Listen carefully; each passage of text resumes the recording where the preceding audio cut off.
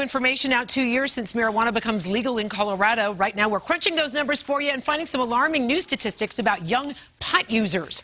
The Rocky Mountain high-intensity drug trafficking area analyzed the findings of a new federal survey. That survey finding Colorado is now ranked #1 in the country for youth pot use.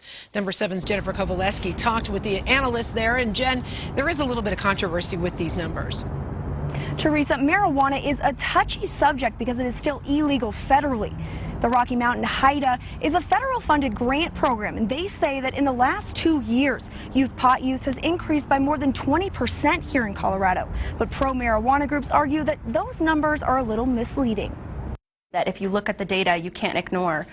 Colorado use has been trending up for the past several years. The statistics are clear that the rate of teen marijuana use in Colorado has not increased. When it comes to teens using pot, there's a lot of data that can be interpreted different ways. We thought it pertinent to let the public know now because the data is out there and it's very alarming. Chelsea Clark is an intelligence analyst at Rocky Mountain HIDA. She says they summarized federal data from the latest national survey on drug use and health and found some significant trends. For the first time, Colorado is now ranked #1 in the nation for youth past month marijuana use. Rocky Mountain HIDA also found youth past month marijuana use has increased by more than 20% when compared to the 2-year average prior to recreational pot becoming legal. Part of the fact that people are more willing to say they smoke marijuana in Colorado because it is legal versus in other states where it is illegal still?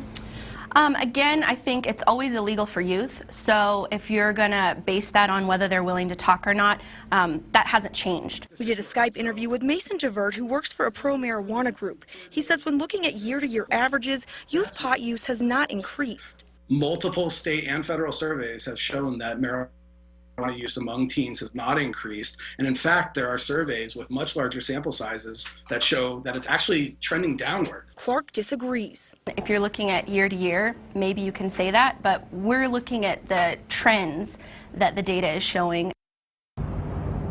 Bottom line, the point of Amendment 64 was to legalize marijuana for adults, not teens, so any increase in teen use is not what anyone wants. Reporting live in Denver tonight, Jennifer Kovaleski, Denver 7.